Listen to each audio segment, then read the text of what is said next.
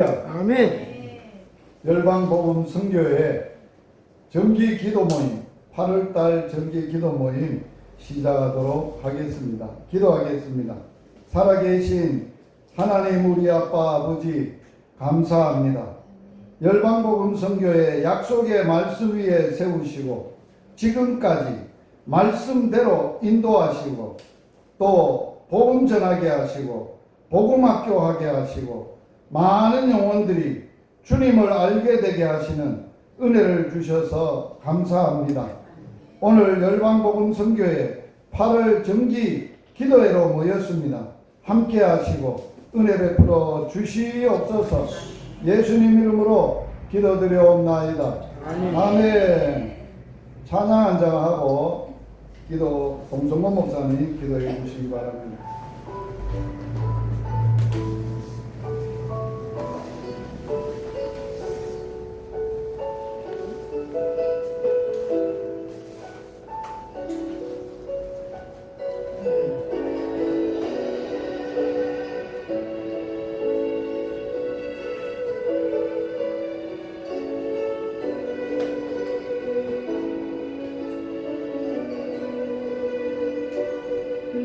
지금 기다린 자 죄인 중에 예수 우리가 날 부르셔서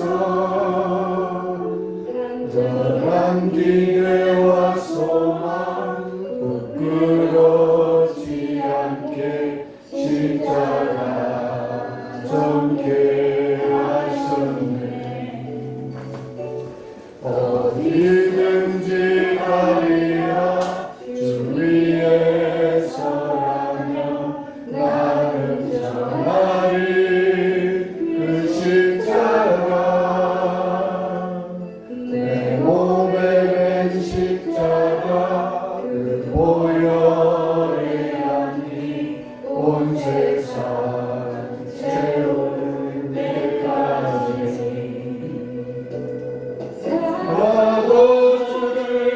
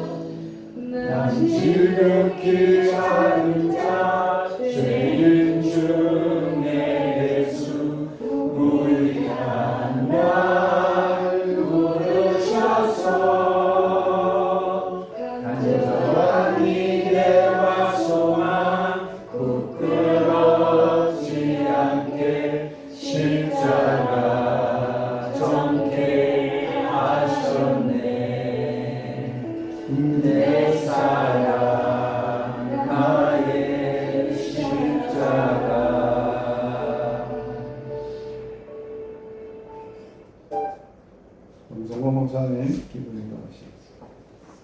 찬양과 경배를 받으시기 합당하신 하나님 아버지, 참으로 감사를 드립니다. 우리 열방복음 선교회를 사랑하시고 이렇게 우리 열방복음 선교회 정기 모임을 이 또 탐리교에서 오늘 모이게 하심으로 감사합니다. 여기까지 우리 교원 모두 무사히 참석하게 하시고 이 시간 하나님 앞에 예배드리며 기도하게 하신 아버지 하나님, 영광을 받아 주시옵소서. 모임 모두에게 은혜를 베풀어 주옵소서. 우리 전도회 온 모든 목사님, 사모님들, 우리 장로님, 권사님, 우리 하나님 이 무더운 날씨 가운데 지금까지 지켜주신 것 감사를 드립니다. 주여, 또 이 여름을 잘 지날 수 있도록 눈동자같이 지켜 주시옵소서. 그리고 또 목사님들 사역 가운데 주님이 함께 하시고 은혜를 베풀어 주셔서 교회당마다 은혜가 넘치게 하시고, 또한 교회가 평안하게 하시며 가정들마다 평안하게 하시며 온 가족들이 다 건강한 가운데 주님 맡기신 사역을 잘 감당케 하여 주시옵소서. 특별히 아버지 하나님, 이 탐리교회를 사랑하시고 주여 이번에 또 이렇게 바다 봉사와 교회 여러 봉사를 하게 할 수 있는 감사합니다.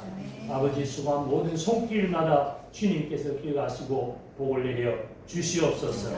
그리고 이 탐리교회를 통해서 많은 영혼들이 살아나고 예수를 믿어 구원을 받는 역사들이 일어나게 하여 주시옵소서. 그리고 하나님 채우신 종을 주의 장중에 붙들으시고 능력을 더하시며 종의 증거하는 말씀을 통해서 많은 죽은 영혼들이 살아나는 역사에 일어나게 하여 주시옵시고, 이 주변에 하나님 나라가 세워지고 이루어지게 하여 주옵소서. 이 시간도 성령님 역사하여 주옵소서. 아버지, 말씀을 전하는 선교사님 붙잡으시고 능력을 더하시며 또 증거되는 말씀을 우리 모두는 듣고 은혜를 받게 하시며 주님 맡기신 사명 능력 있게 감당해 나갈 수 있도록 은혜와 복을 내려 주시옵소서. 지금 시작부터 끝까지 성령님 인도하여 주시기를 원하옵고 예수님의 이름으로 기도드리옵나이다. 아멘. 하나님의 말씀 함께 나누겠습니다. 오늘 말씀은 마가복음 1장 14절 15절 2절 말씀 묵상하도록 하겠습니다. 말씀 함께 읽겠습니다. 요한이 잡힌 후 예수께서 갈릴리에 오셔서 하나님의 복음을 전파하여 이르시되, 때가 찼고 하나님의 나라가 가까이 왔으니 회개하고 복음을 믿으라 하시더라. 아멘. 복음 사역을 하면서 복음에 대한 연구와 또 성경에서 복음에 관계되는 말씀을 주제로 묵상을 하면서 창세기에 나타난 복음을 17번에 걸쳐서 나눔을 했습니다. 그리고 갈라디아서에 나타난 십자가의 복음을 7번 나눔을 했습니다. 이제 앞으로 마가복음에 나타난 복음, 십자가 중심으로 함께 전도자들과 나누려고 합니다. 마가복음에서 하나님께서 복음을 우리에게 말씀을 하시는데, 마가는 복음을 하나님의 복음이라고 말하고 있습니다. 그래서 오늘 첫 번째 말씀은 하나님의 복음에 대해서 복음의 기원, 또 복음의 내용, 그 복음이 내 복음이 되려면 어떤 과정을 거쳐야 하느냐 하는 것을 본문에 계시하고 있어서 그걸 중심으로 나누도록 하겠습니다. 예수님께서 이 땅에 복음으로 오셨습니다. 예수가 그리스도가 됨이 복음입니다. 예수님은 이 땅에 오시되 그리스도로 오셨습니다. 그분이 그리스도로서 이 땅에 오셔서 사역을 하는데, 마가는 그 사역의 밑그림을 어떻게 그리고 있는가라고 할 때, 예수님께서는 세례 요한에게 세례를 받으시고 광야에서 마귀에게 시험을 받으심으로 그리스도로서 구원자로서의 공생애를 시작하신 것을 예수님 사역의 배경 및 그림으로 말씀을 하고 있습니다. 그럴 뿐만 아니라 세례 요한의 세례를 받으심으로 구속 사역을 하시되 우리의 죄 문제를 해결하시기 위해서 우리와 같은 죄인의 자리에 오신 것을 보여주셨어요. 세례를 통해서. 또한 광야에서 사탄에게 세례를 받은 후 시험을 받으심으로 그 앞으로 사역에 있어서 사탄과의 싸움이라는 것을 미리 우리에게 보여주고 있습니다. 그래서 마가는 예수님의 복음 사역을 및 그림을 두 가지 사건으로 우리에게 알려주고 있습니다. 하나는 세례 요한에게 세례를 받으심과 광야에서 마귀와 시험을 받으시고 싸우신 그 그림을 우리에게 말해주고 있습니다. 예수님이 이 땅에 오셔서 이제 복음으로서 복음 사역의 모습을 우리에게 보여주고 있습니다. 오늘 본문에 예수님께서 어떻게 사역을 했느냐? 요한이 잡히신 후에, 여기 요한은 세례 요한입니다. 세례 요한이 예수님의 오시는 길을 예비하신 사명을 감당하는 끝이 어디냐? 잡히심입니다. 이제 그동안에는 광야에서 물로 세례를 주시고 뒤에 오시는 예수님에 대해서 선포를 하셨습니다. 그리고 그 길을 예비하시고 그 왕을 소개하고 증거하는 일, 본인은 광야에서 외치는 자의 소리로서 사명을 감당을 하고 세례 요한이 이제 체포되고 잡히심으로 예수께서 갈릴리에 오셔서 처음 이제 복음으로서 사역을 시작하는데 어떤 복음을 가지고 사역을 시작했느냐? 하나님의 복음을 가지고 사역을 시작하셨습니다. 예수님이 땅에 오셔서 복음 사역을 시작하되 하나님의 복음을 전파하였다고 하였습니다. 그러므로 예수님의 사역에 한마디로 말하면 하나님의 복음 사역을 말하고 있습니다. 하나님의 복음이란 것은 뭘 의미하는가? 본문에서 헬라어 원어를 깊이 연구해 보면 여기서 하나님의 복음이라고 하는 것은 하나님으로부터 온 또는 하나님께서 마련하신 복음으로 해석이 되어집니다. 특별히 마가복음은 1장 1절에 복음의 시작을 소개하면서 그것을 소유격으로 표현을 했습니다. 오늘 하나님의 복음도 주격 소유격으로 말하고 있습니다. 이것은 뭘 의미하느냐? 기원을 의미하고 있습니다. 그러므로 예수님 그리스도를 통해서 우리에게 구원의 복음을 시작하신 것은 하나님으로부터 나온 것이고 그 근거가 하나님께 있음을 우리에게 말해주고 있습니다. 예수님의 복음 사역, 하나님의 복음 사역의 그 복음의 뿌리가, 근원이, 근거가 하나님께 있음을 우리에게 말해주고 있습니다. 즉 우리를 창조하신 하나님께서 우리를 사랑하셔서 우리를 위하여 주도적이라는 것은 주권을 가지시고 하나님의 절대적인 주권적으로 하나님께서 구원의 길을 허락하시고 예비하신 것이 복음이라는 것을 우리에게 말해주고 있습니다. 그러므로 하나님의 복음은 하나님께서 요한복음 3장 16절에 보면 하나님 세상을 이처럼 사랑하사 독생자를 주셨으니라고 말씀을 하셨는데 여기서 이처럼이라는 말은 하나님이 세상을, 하나님이 우리를 얼마나 사랑했는지를 표현을 하시되 이처럼 사랑했다는 말. 이처럼이란 말의 의미가 뭐냐? 너무 또는 아주, 너무, 아주, 너무너무, 아주 그렇게 의미를 가지고 사랑을 표현하셨습니다. 그리고 하나님께서 세상을, 우리를 너무너무 사랑하셨기 때문에 사랑의 표현으로 뭘 하셨는가? 독생자를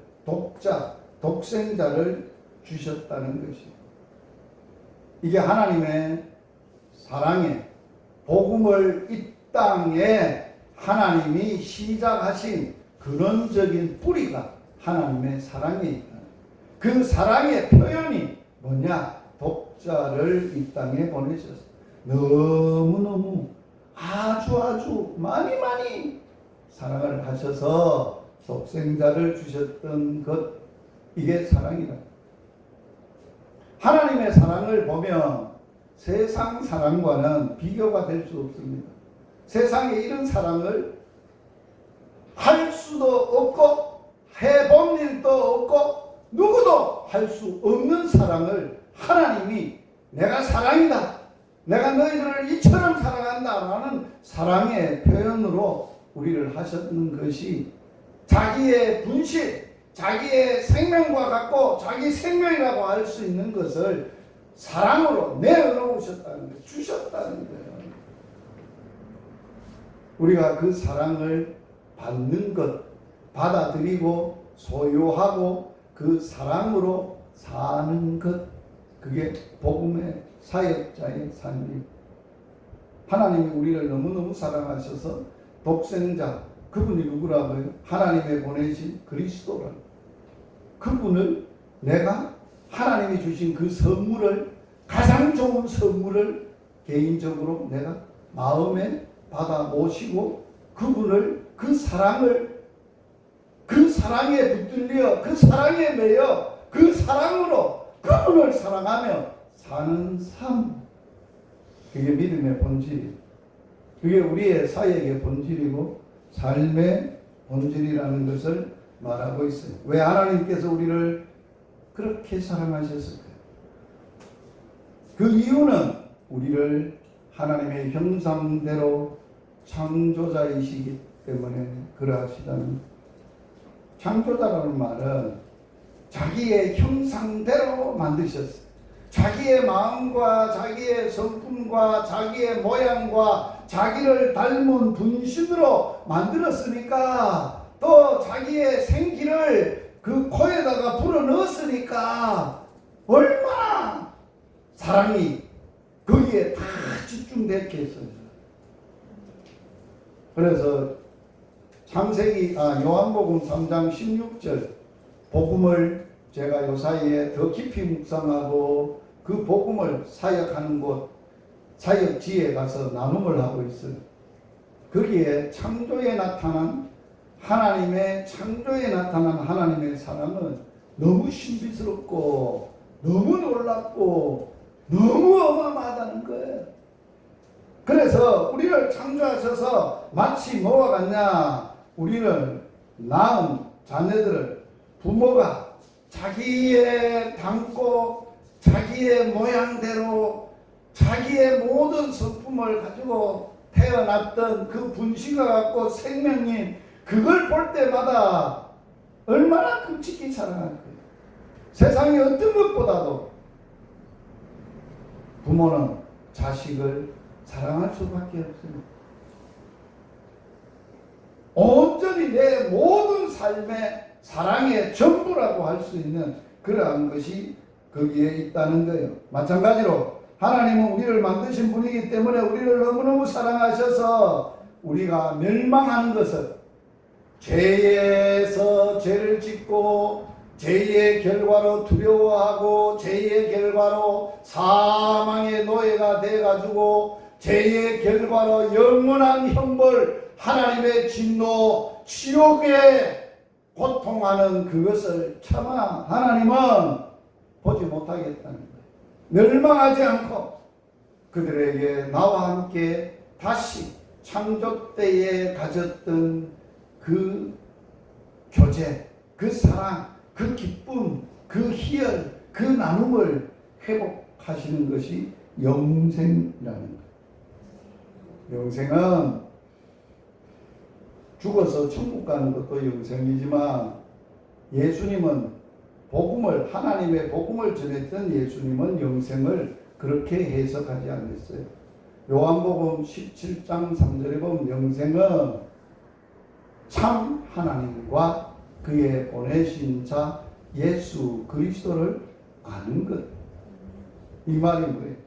참 하나님, 복음의 뿌리가 되고 근원이 되신 하나님, 그분이 보내신 예수 그리스도를 안다는 것은 체험하고 경험하고 그분으로 인하여 그 교제와 그것이 회복됨으로 인하여 누리는 삶 자체가 영생이다. 그걸 말하는 거예요.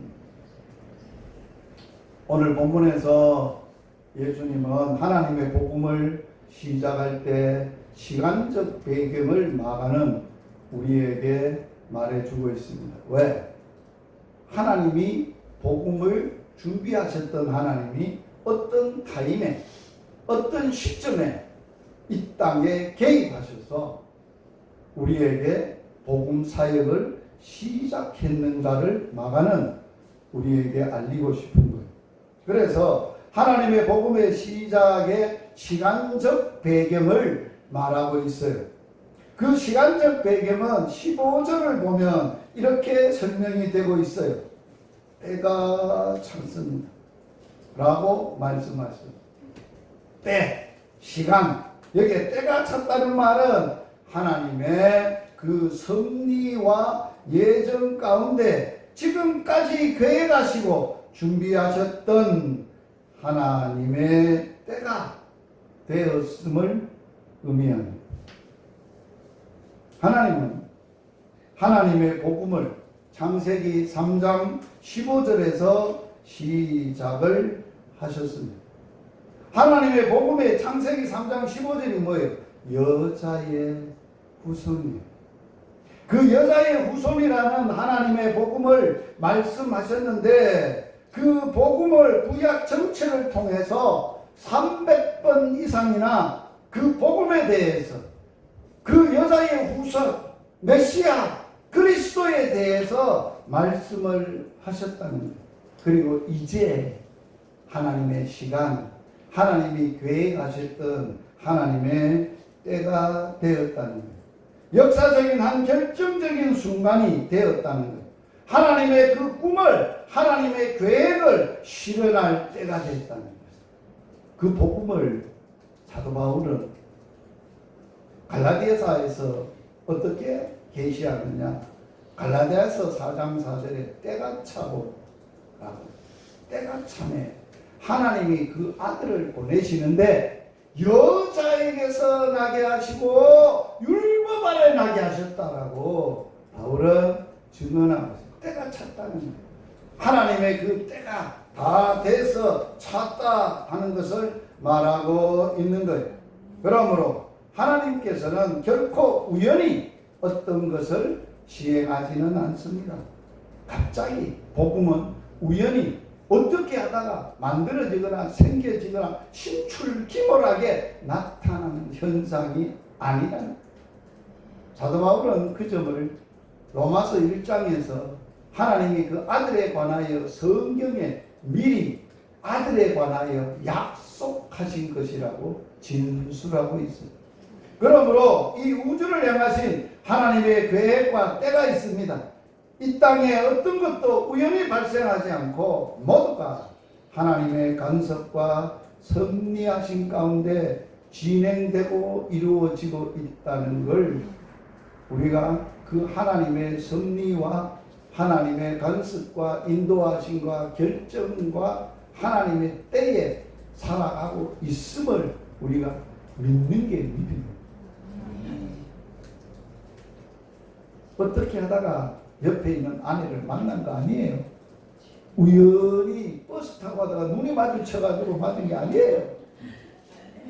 하나님 수천 년 전부터 계획을 하시고 예수 안에서 계획을 하시고 예수 안에서 하나님이 짝을 지어서 복음 사역을 할 수 있도록 부르시고 지금 그렇게 함께 사역하게 하고 있는 거예요. 아멘. 얼마나 행복해요. 예수 안에서 계획이 돼서, 예수 때문에 부부가 돼서, 하나님 때문에 부부가 돼서, 그것도 하나님을 위해서, 복음을 위해서, 그리스도를 위해서 함께 살고 함께 일하고 함께 사역하고 살아가고 있으니, 그 복음으로 살아가고 있으니 얼마나 아름다운가. 이곳에 감리교회를 세운 것도 하나님의 때가 됐고 섭리가 있어서 세우셨고, 때가 돼서 누추하고 초라한 곳에 있다가 하나님이 이렇게 멋지게 만들어 주신 거예요.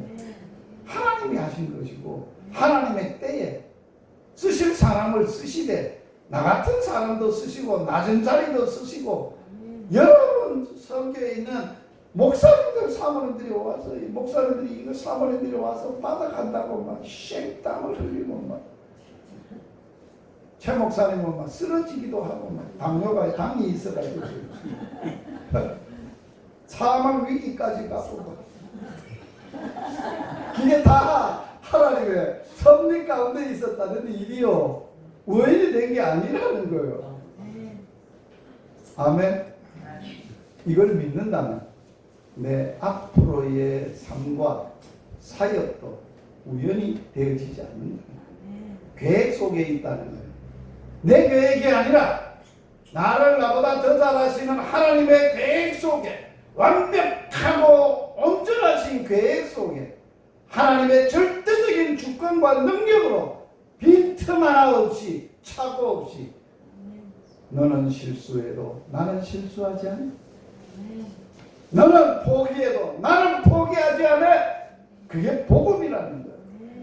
그게 하나님의 역사를 믿고 사는 자들의 삶이 되는. 그러므로 이 우주의 모든 것이 그냥 지나가는 것은 하나도 없습니다. 모두 하나님께서 정한 때를 향해 가고 있다는 것을 우리는 명심해야 됩니다. 통일, 누구의 때에 될까요?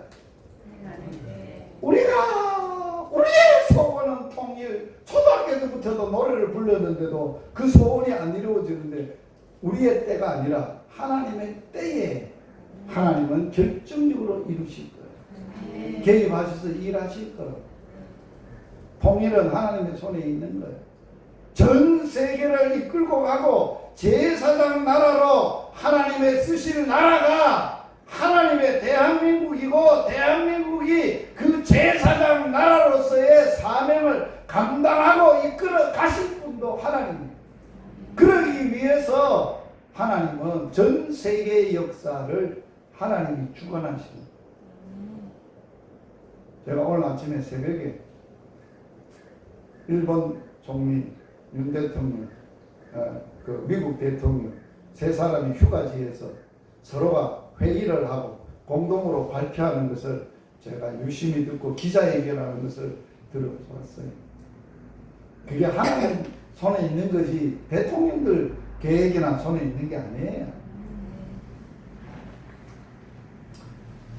하나님의 복음의 시간적 배경으로서 요한이 잡히신 후라고 말씀하셨어요. 예수님께서 사역을 시작하는 시점이 요한이 잡힌 후라는 것입니다. 또한 마태복음 4장 12절을 보면은 예수님께서 요한의 잡힘을 들으시고 사역을 시작하셨다고 마태는 기록을 했습니다. 여러분, 세례 요한의 사명이 뭘까요? 세례 요한의 사명은 오직 예수님의 길을 예비하고 그 이상도 이하도 아닙니다. 그래서 세례 요한이 그 사명을 잘 감당하고 예수님께서 본격적인 사역을 시작하시도록 모든 준비, 모든 것을 다 사명을 감당하고, 이제 하나님께서 예수님을 통해서 이제 복음 사역을 전면에 내세우셨어요. 이제는 앞에 왔던 승부자는 물러가는 시점지고 하나는 이제 새롭게 뜨는. 그래서 세례 요한은 잡히면 지는 것이고, 예수 그리스도의 사역의 시작은 뜨는 해로서, 의의 태양으로서 사역이 밝아지고 뜨고 시작이 됐다. 또한 예수님께서 세례 요한의 사역의 전면에서 물러갈 때 그 사역을 시작하는 시점으로 주님도 아셨어요. 예수님께서는 하나님께서 허락하신 때를 아신 분이에요. 그래서 30년 동안에는 꼼짝도 안 했어요. 그냥 육신적으로 부모 밑에서 하라는 대로 순종하여 받으셨다고 누가는 예수님의 삶을 단적으로 표현하시고 기록을 했어요. 준비하셨어요. 30년을 준비하시고 3년을 사역하셨어요. 그리고 그때에 하나님의 복음 사역을 이제 시작을 말합니다. 두 번째 마가는 우리에게 예수님의 하나님의 복음 사역에 무엇을 우리에게 알려주고 있느냐. 때에 대하여 말한 다음에는 공간적 배경을 우리에게 또 알려주고 있습니다. 이 공간적 배경은 복음 사역에 굉장히 중요함을 우리에게 말하고 있는데 예수님의 사역이 시작된 그 장소적 배경은 어디일까요? 갈릴리에 오셔서라고 말씀을 하고 있습니다. 우리가 복음서를 자세히 보면 예수님의 사역의 대부분이 무대가 갈릴리라고 말하고 있는 걸 수 있습니다. 그러므로 마가복음은 9장까지 갈릴리 사역 또는 갈릴리 주변에서 행하신 일을 기록하고 있습니다. 9장까지. 그리고 예수님의 사역에 갈릴리 지방을 중심으로 이루어진 것은 특별히 이사야의 예언의 성취로서의 복음의 성격을 알려주고 있습니다. 이 말이 뭐냐? 가난한 자, 이사야는 눈먼 자, 저는 자, 병든 자, 죽은 자, 아름다운 소식을 전하게 하고 그들을 못 보는 자를 보게 하고 듣게 하고 죽은 자를 살리고 없는 것을 있게 하시는 이사야의 그 기름 부음을 받은 그리스도의 사역을 기록하고 있는 것이.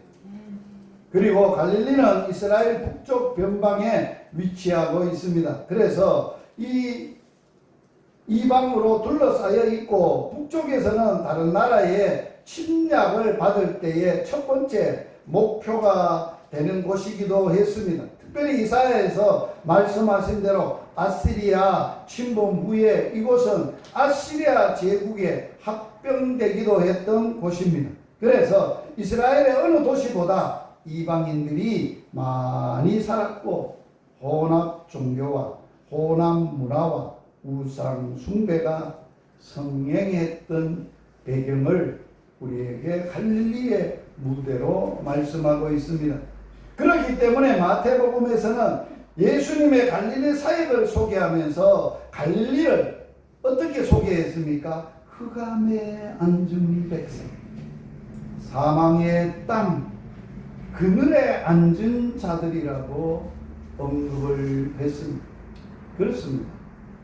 갈릴리는 예수님의 복음 사역은 그 공간적 배경이 어떠한 곳이냐라고 할 때 흑암, 사망, 그늘, 외고지고 버려지고 아직도 하나님이 모르고 살고 있는 이방인들이 많은, 그리고 온갖 종교들이 혼합되어져 있는 그러한 사역에서 하나님의 복음 사역이 시작됐다는 거예요. 마치 뭐와 같으냐? 35년 전에 복음 전하러 서부 영남에 왔더니만은 어떤 동네가 있었냐? 우리 동네는 500년 역사 됐는데, 동네가 생긴 지가 500년 역사가 됐는데 교회 없는 게 1번 자랑이라고 그런 동네, 수박한 동네가 있었어요. 그 동네가 단목 동네. 가보니까 제각이 산 사람이 죽은 사람을 위해 사는 동네예요. 산 사람이 누구 위해 산다고? 죽은 사람을 위해 사는 동네예요. 집안에서 열심히 일해서 돈 벌면 제각 하나 세우면, 집안 제각 하나 세우면 훌륭한 집안이라고 칭찬받는 그런 동네예요. 이스라엘 지역 가운데 갈릴리는 정치적인 면, 종교적인 면에서 뭐냐? 실패한 곳입니다. 당시 유대 사회에서 천대받고 조롱받는 땅이라고 말할 수 있습니다. 그래서 요한복음을 보면 이 지역에 결코 선지자가 나오지 못할 곳으로 여겼습니다. 이곳은 하나님의 구원 계획에 드러내는데 핵심적인 장소가 되었습니다. 이 사실은 복음의 성격이 어떤 것임을 우리에게 분명히 마가는 하고 있다는 사실입니다. 복음의 배경은 어떻습니까? 우리가 복음을 받기 전에 우리는 어떤 상황에 있었습니까? 어떤 처지에 있습니까?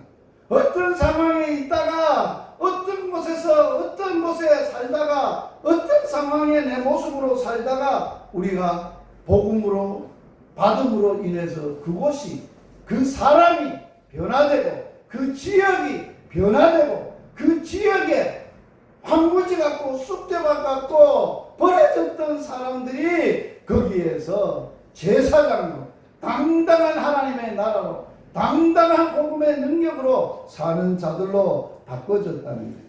그러므로 복음은 인생의 의미와 삶의 진정한 가치를 모르고 살아가는 흑암에 앉았던 백성들을 위해서 하나님께서 마련하신 것입니다. 예수님이 이 땅에 오기 전에 이 세상이 구약시대 때 노아의 때와 같고 또 소돔과 고모라와 같은 그러한 곳에서도 하나님의 복음 사역은 계속되었고 계속 진행했습니다. 이러한 사람들에게 주님은 빛이 되셔서 새로운 길을 안내하셨고 진정한 생명을 회복시켜 주는 것이 복음의 최우선적 목표입니다. 하나님께서 마련한 복음은 어떤 제한이나 경계가 없습니다. 로마서에서는 바울은 하나님의 의에 복음에는 하나님의 의가 나타나는데 차별이 없는 차별을 하지 않습니다. 만약에 복음이 차별이 있다면 그거는 복음이 아닙니다. 복음일 수도 없습니다. 그래서 사도 바울은 고린도 교인들에게 뭐라고 얘기했냐? 하나님께서 복음 사역이나 복음의 일을 하실 때는 세상적으로 유명한 자가 많지 않고 가난하고 병들고 무명하고 버려진 것 같고 죽은 것 같고 이런 곳에서 상황에 있었어도 그들을 복음으로 살리는 사역을 하셨다는 거예요. 그래서 그 하나님의 복음의 내용은 이제 하나님의 복음의 기원, 하나님의 복음의 시간적 배경, 공간적 배경을 살펴요. 하나님의 복음의 본질, 하나님의 복음의 내용은 뭐냐? 하나님의 나라예요. 중요한 의미예요. 예수님이 하나님의 복음을 전하셨어요. 하나님의 복음을 전했는데 어디서 전했냐? 언제 전했느냐? 세례 요한이 잡히신 후에 시작을 하셨어요. 어디서 했느냐? 갈릴리에서 사역을 하셨어요. 그 갈릴리에서부터 하나님의 예수님이 복음 사역을 하는데 그 중심 주제가 뭐였느냐? 하나님의 나라였다는 것입니다. 그래서 하나님의 복음의 내용은 오늘 15절 다 같이 한번 읽겠습니다. 하나님의 나라가 가까웠으니 라고 했습니다. 뭐를 소개했어요? 하나님의 나라가 가까이 왔다. 이제는 이 땅에 이 세상에 세상 나라 어두움과 사망과 저주와 실패와 한숨과 탄식과 이러한 하나님의 진노의 심판 아래 있던 그들에게 하나님의 나라가 가까이 왔다. 하나님의 나라가 임한 것이다. 앞으로 마가복음을 계속 보면 알겠지만 하나님의 나라의 선포는 예수님 사역의 뭐라고요? 사역과 말씀의 뭐라고요? 핵심. 다른 말로 하면 성경의 핵심은 하나님의 나라. 창세기에는 창조에 나타난 하나님의 나라. 타락의 타락에 있고 다시 회복, 재창조에 대한 하나님의 나라를 재창조하시고 회복해 하시는 구속의 구원의 역사가 신구약 성경 전체랍니다. 그게 하나님의 나라의 주제, 핵심 사역이고 성경의 주제. 마가복음 4장 43절에 보면 예수님께서 하나님의 나라의 복음을 전하기 위해서 내가 보내심을 입었다라고 말씀합니다. 하나님이 예수님을 왜 보내셨다고 예수님이 천명하셨어요? 하나님의 나라의 복음을 전하다. 인자가 온 것은 사람에게 섬김을 받으려 한 것이 아니고 예수님이 많은 사람들이 오병이의 기적을 행하고 왕을 삼으려고 할 때 거절하셨어요. 거절하시면서 하신 말씀이 뭐예요? 다른 가까운 마을들로 가자. 내가 거기서도 전도하니 이를 위하여 내가 왔다. 주님이 하나님으로부터 보내심을 받아서 이 땅에 오신 것은 하나님의 복음을 전하기 위해서 보내심을 입었고 그 보내심을 입은 대로 그 복음 사역을 시작하시고 이루셨어요. 그렇기 때문에 예수님의 사역과 말씀을 잘 이해하려면 하나님의 나라에 대해서 바로 아는 것은 무엇보다도 매우 중요합니다. 많은 사람들이 하나님의 나라를 단순히 미래에 우리가 죽어 다음에 갈 곳이라고만 알고 있는데 아닙니다. 오늘 본문에서 하나님의 나라를 이해하기 위해서는 가장 중요한 두 가지의 말씀을 알아야 하겠습니다. 그래서 하나님의 나라는 어떠한 의미인가라고 할 때 하나님의 나라는 따라서 한번 할까요? 장소적 개념이 아니라 통치적 개념이다. 잊어버리면 안 돼요. 하나님의 나라는 장소적 개념이 아니에요. 주권이 있고 나라가 땅이 있고 주권자가 있고 이런 개념은 하나님의 이 세상 나라의 나라 개념이에요. 나라 그러면 세 가지예요. 3요소 뭐요? 땅, 백성, 주권 이 세 가지 있어요. 그런데 하나님의 나라는 그게 아니에요. 하나님의 통치 개념이에요. 통치.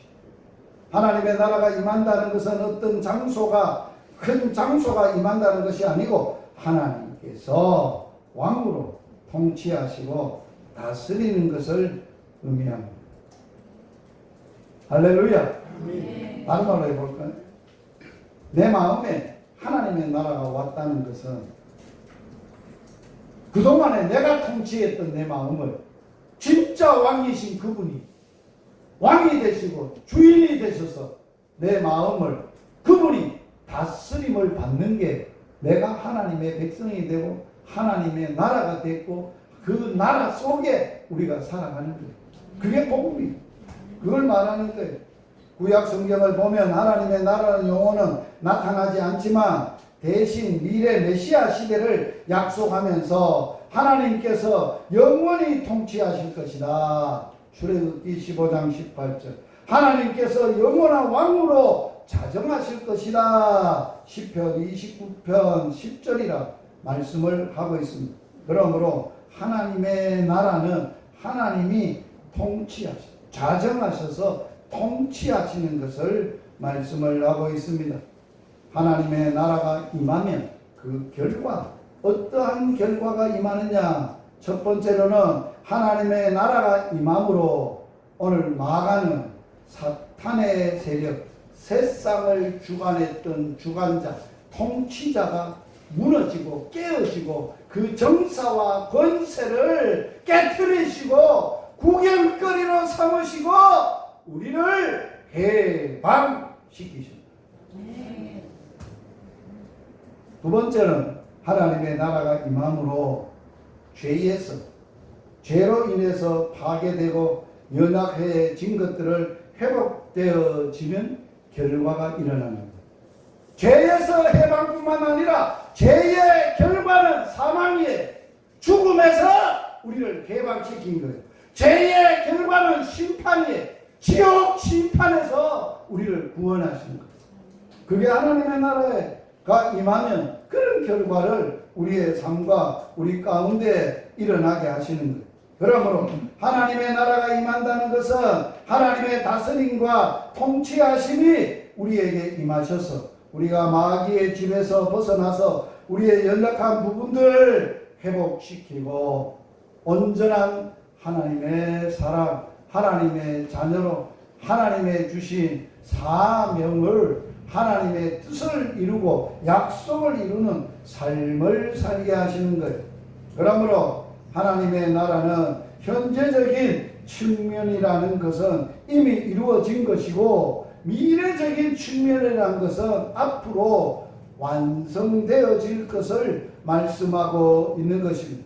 예수님을 통해서 이미 사탄은 패배하였고 죄로 인하여 파괴되고 약해졌던 부분들은 예수님을 믿을 때 모든 것에서 회복이 되어집니다. 그러나 여전히 우리는 사탄의 영향권 아래 사탄과 싸워야 되고 아픔과 괴로움, 죽음을 맛보아야 하는 육체의 한계를 경험하고 살아가고 있습니다. 그럼 오직 예수님께서 재림하실 때 사단이 완전히 지옥에서 파멸되고 우리의 모든 것은 하나님의 형상과 그 영광의 형상으로 변화하여 화의 형상으로 자다가 깨러 그 형상을 보고 만족해야 하는 행복으로 구원이 이루어질 것을 말씀하고 있습니다. 그래서 하나님의 나라는 현재적이지만 앞으로 미래에 경험되어져야 되는 하나님의 나라에 살고 있고 앞으로도 그런 하나님의 나라를 날마다 우리의 삶 속에서 경험하며 앞으로도 완전한 하나님의 나라의 그 통치와 그 영광과 그 은혜와 그 놀라움을 우리가 함께 공유할 분들이라는 거예요. 천국에서 만납시다. 할렐루야. 그게 보통 복음의 얘기가 아니에요. 그들이 그게 뭔 말인지 모를 거예요. 사실 복음을 아는 사람은 알아요. 그러면 이러한 하나님의 나라를 내 소유로 내 것으로 받아들이기 위해서는 반드시 예수님은 뭐를 하라고 우리에게 하나님의 나라의 복음을 선포하셨습니까? 때가 차고 하나님의 나라가 가까웠으니 뭐하고? 회개하고 복음을 믿으라.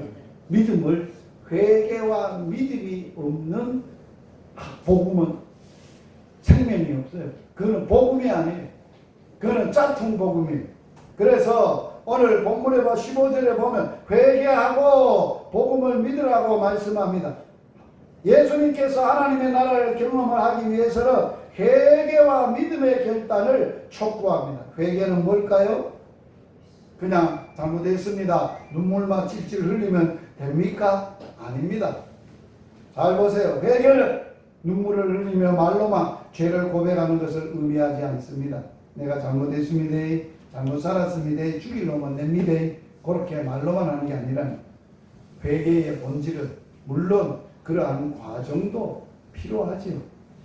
예수님을 만나고 예수님의 십자가 밑에서 예수님의 십자가의 은혜를 입고 나니까 내 죄 때문에 그랬다는 걸 생각하니까 감격하고 눈물로 나고 내가 죽일 놈이었습니다. 내가 이런 죄도 지었습니다. 감사합니다. 감사합니다. 하지만은 진정으로 회개의 중요한 것은 뭐냐?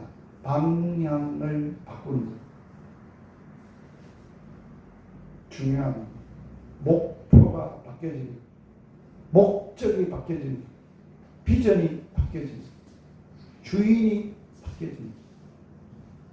그게 회개예요. 회개했다고 하면서 아직까지 내가 주인이면 그걸 회개한 거 아니에요. 회개했다고 하면서 아직도 먹을 거 입을 거 세상에 내 꿈을 실현시키기 위해서 안달부절하고 산다면 그건 회개가 아니에요. 진짜 회개는 방향을 바꾸어서 목표가 이제는 예수가 내 삶의 전부고 하나님이 내 삶의 전부고 하나님의 통치 하나님의 나라가 내 행복의 근거리고 전부가 돼서 그거 위에 사는 거예요. 그 행복을 누리며 사는 거예요. 그 행복을 맛보면서 사는 거예요. 그러므로 회개한다는 것은 우리의 목표와 방향을 바꾸는 것이고, 회개한다는 것은 내 삶 속에서 변화의 열매가 나타나야 돼. 그래서 세례 요한은 회개에 합당한 열매를 맺고, 너희가 아브라함의 자손이라고 하지 마라. 아브라함의 자손이라고 하면서도 물로 세례를 받았다고 하면서도 세금을 거다드리고 못할 우리들은 폭력을 행사하고 그렇게 하는, 그건 회개가 아니에요. 삶으로 열매를 맺어야 된다. 복음을 믿는다는 것은 뭘까요?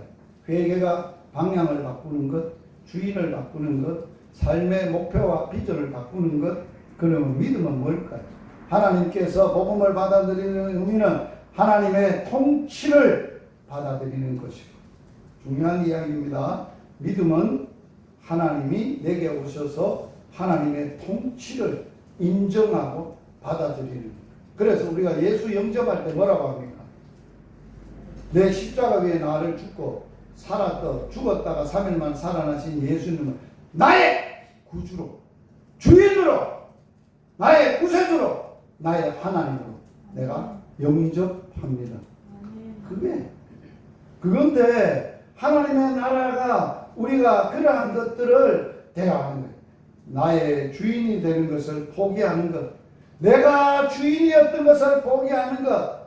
누가 우리를 지배하느냐 하는 게 영적 싸움입니다. 내가 지배하느냐, 하나님이 나를 지배하느냐. 여러분이 목회를 합니까? 하나님이 목회합니까? 여러분의 인생이 여러분에게 결정됩니까? 하나님에게 결정됩니까?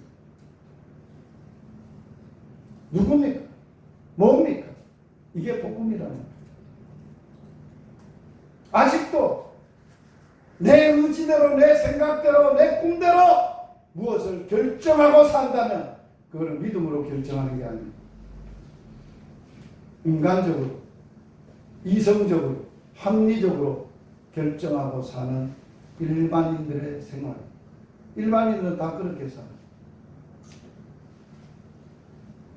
막내 아들이 SBS, DT에서 SBS 맞춰가는 시점에 이제 성경만 강의실에서만 배워 안 되고 성경을 갖고 있는 지리적, 환경적, 여건적 그러한 것에 현장에 가서 공부를 하는 아우리치를 하려고 했어요.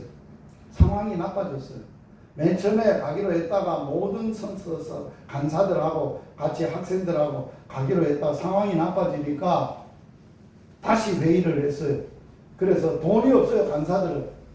그래서 이번에는 어려울 것 같다 이렇게 결정을 했다는 거예요. 그랬더니만은 학교장이 간사들한테 아주 닥붙였다는 거예요. 심히 꾸짖었다는 거예요.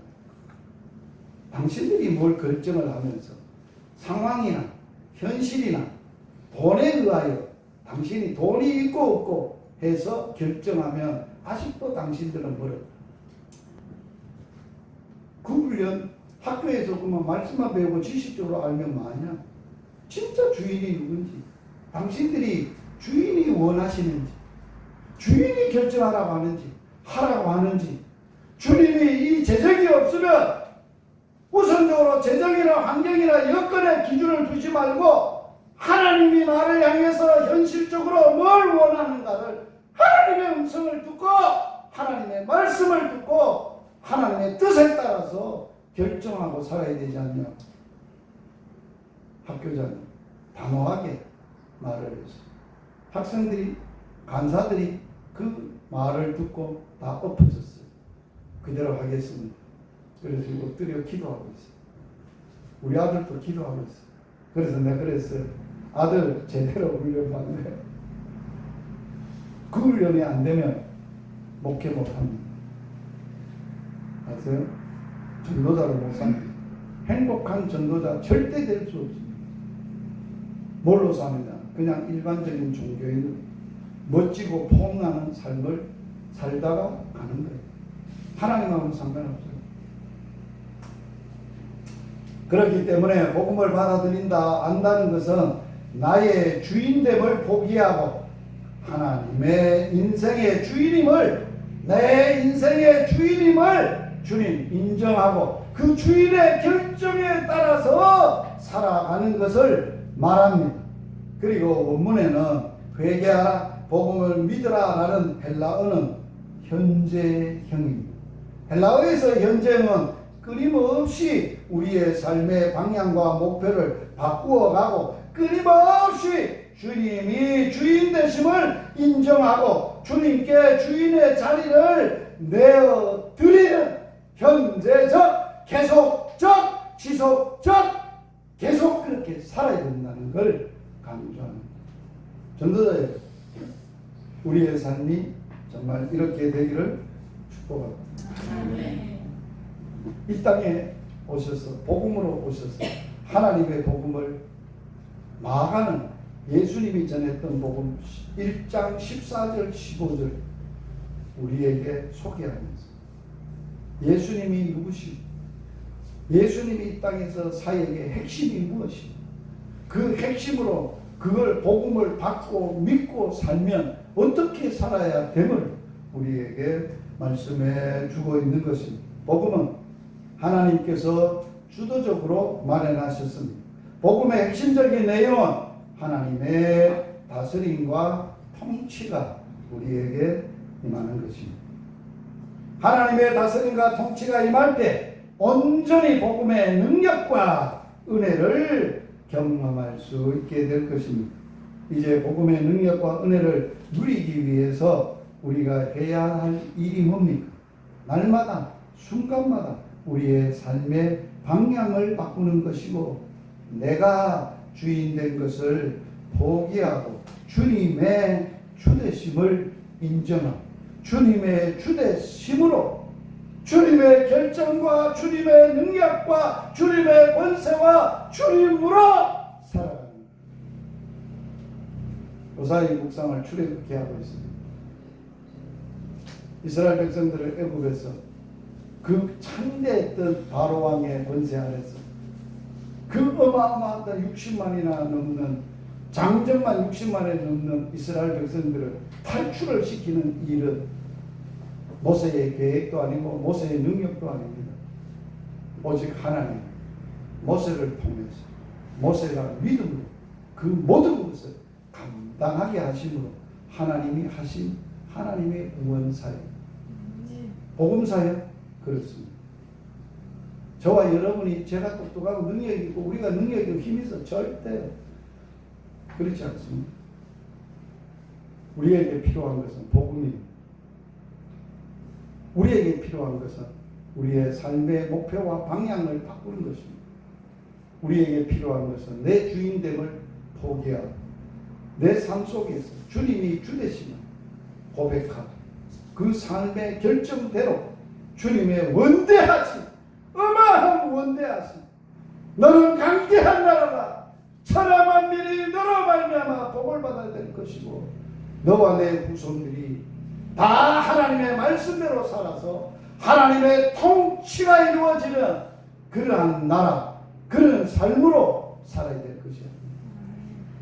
그게 오늘 우리에게 주시는 예수님이 전한 하나님의 복음의 메시지 이러한 은혜가 함께하기를 축복합니다. 아멘. 우리가 한번 기도하려고 합니다. 오늘 기도인데 말씀이 조금 길어서 죄송합니다. 그래서 우리가 기도를 할 건데 열방복음선교회는 오직 복음을 오직 말씀과 오직 기도로 오직 열방에 오직 전도만 하는 선교 사역을 하고 있습니다. 열방복음선교회 사역은 5가지의 그대로의 모습입니다. 그리고 열방복음선교회 이사들을 위한 기도입니다. 이사들입니다. 오직 함께 복음 전하고 복음으로 사는 사역자들이 되도록 열방복음선교회 후원 이사들을 위해서 물질과 또 협력으로 복음으로 강대한 나라에 참여할 수 있도록 열방복음선교회 선교 전도하는 현장 전도하는 사역 교회들에 위한 기도입니다. 저는 교회들을 위한 기도의 필요를 하나님은 잘 아십니다.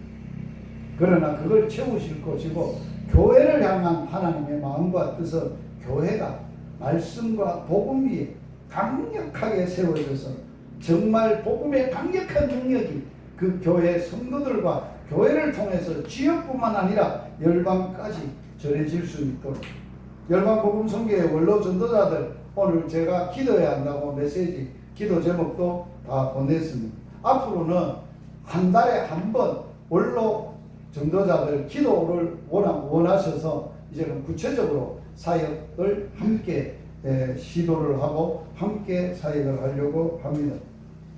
협력 기관들 위해서 기도해 주시고 오늘 특별히 우리 탐리교회에 온 것은 탐리교회 봉사가 마무리되고 탐리교회에서 지금 현재 복음사역을 하고 있습니다. 지난 주일에 서성필이라고 그 식당의 그 아들인데 낮 예배, 오후 예배 함께 말씀을 받고 은혜가 있습니다. 그래서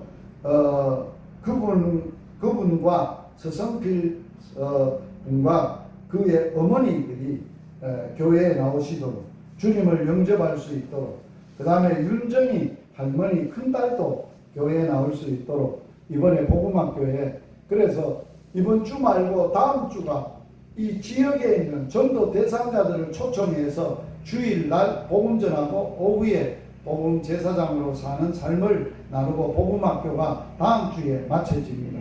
잘 마무리가 될 수 있도록 9월달은 그 남해 행복한 교회가 9월달에 복음학교가 잡혀져 있습니다. 기도를 해 주시기를 바랍니다. 그리고 우리 그 탐리교회라 우리 전체적인 기도 제목을 나누었습니다. 그리고 탐리교회에서 하나님의 크신 은혜를 감사드립니다. 교회에서 선교회에 위해 귀한 예물도 함께 드렸습니다. 오늘 이러한 기도 제목을 가지고 우리가 주여 외치고 통성으로 한번 성령님께서 강력하게 역사하시고 우리의 기도 가운데 우리의 강구가 이루어지는 기도회가 될 수 있도록 주여 외치고 통성으로 기도합니다. 주여! 주여! 주여! 살아계신 하나님 우리 아버지 감사함을 드리옵나이다. 오늘도 하나님께서 우리에게 찾아오셨고 말씀을 통해서 우리에게 새로운 말씀의 복음의 하나님의 복음의 본질과 또 우리가 해야 될 것과 우리가 어떠한 것을 원하심을 하나님여 받았습니다. 하나님여 우리에게 하나님의 나라가 임하게 주시옵소서. 우리의 삶의 가치관과 목표가 바뀌어지고 주로 바뀌어지고 오늘도 하나님의 나라가 하나님의 복음이 예수님을 통하여 하나님을 통하여 복음으로 사는 그런 능력 가운데 살아갈 수 있도록 은혜를 받아 주시기를 원합니다. 사랑하시는 하나님 아빠 아버지 오늘도 복음학교 탐리교회에서 계심을 감사합니다. 그동안도 탐리교회 어렵던 인연 곳에서 하나님이여 그러나 기도하며 복음으로 붙들고 주의 붙들려 사역하는 귀한 교회가 되게 하심을 감사함을 드리옵나이다. 복음학교에서 수성필씨 또 그의 어머니 또 하나님의 인정의 양머리 큰딸도 하나님 아버지여 예배당에 나와서 복음을 듣게 하시고 복음을 영접하게 하시고 복음으로 살게 하시고 복음의 행복을 모든 사람들에게 전하는 놀라운 역사가 놀라운 열매가 맺어질 수 있도록 역사하여 주시고 계속되어지는 복음학교에 하나님의 놀라운 은혜와 역사가 임하도록 저를 축복하여 주시기를 원하옵니다.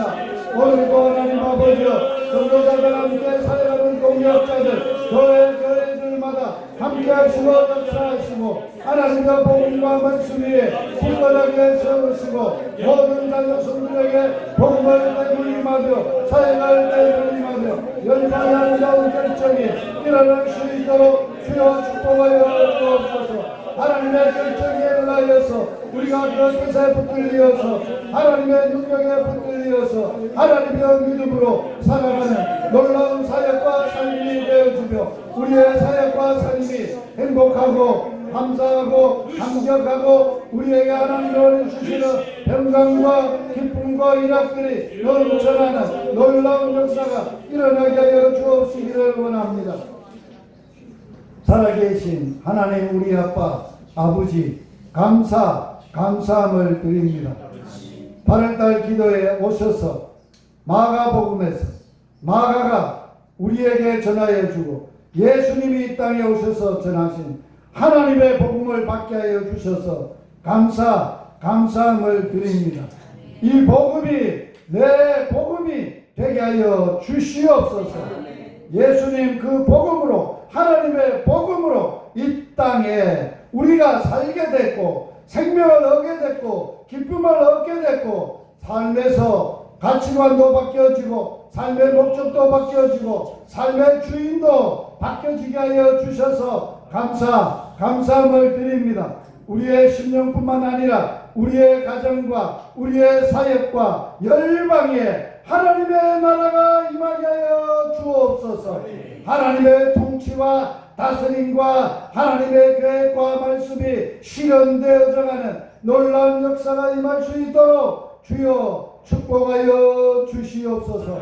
감리교회를 사랑하시고 근본에 아름답게 단장할 뿐만 아니라 복음학교를 하고 있습니다. 예비한 영혼들 보내어 주옵소서. 마음을 열어 주옵소서. 복음을 받게 하여 주옵소서. 변화되고 새롭게 되고 구원의 역사가 아름답게 열매 맺도록 축복하여 주시옵소서.